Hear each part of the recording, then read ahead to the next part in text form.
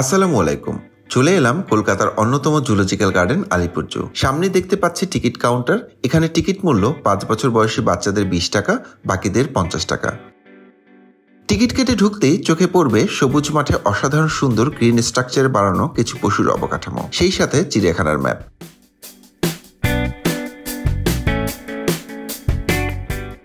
এর ঠিক সামনেই দুই পাশে সিটিং অ্যারেঞ্জমেন্ট এবং মাঝখানে চমৎকারভাবে লেখা I love Alipur zoo.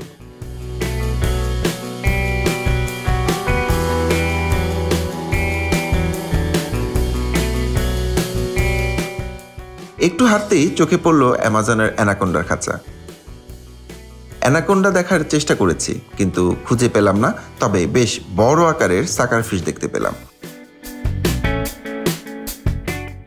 Anaconda খাঁচার ঠিক পাশের খাঁচায় জলহস্তি দেখতে পাচ্ছেন, যদিও বা একজনকেই আমার চোখে পড়েছে।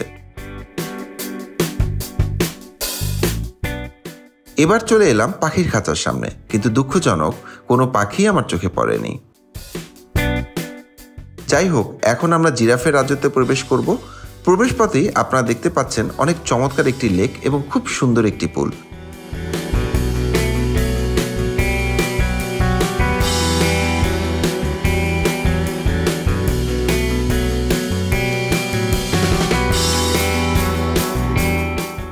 পুল পার হতেই জিরাফের দেখা পেয়ে গিয়েছি।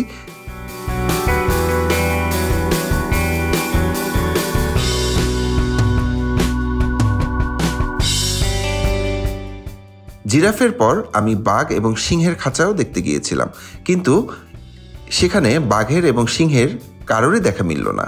হয়তো প্রচণ্ড গরমে পশু পাখিরা বাহিরে বের হচ্ছে না। এখান থেকে বের হতেই আরেকটি পুল দেখতে পাচ্ছেন এবং এই খালটাতে বেশ বড় বড় কিছু মাছ, সম্ভবত ক্যাটফিশ দেখতে পাচ্ছেন। তবে সত্যি বলতে এবার আমি এখানে খুব একটা প্রাণীর দেখা না পেলেও অসাধারণ সুন্দর মনোমুগ্ধকর প্রকৃতির দেখা পেয়েছি। সব মিলিয়ে খুব সুন্দর একটি দিন কাটিয়েছি।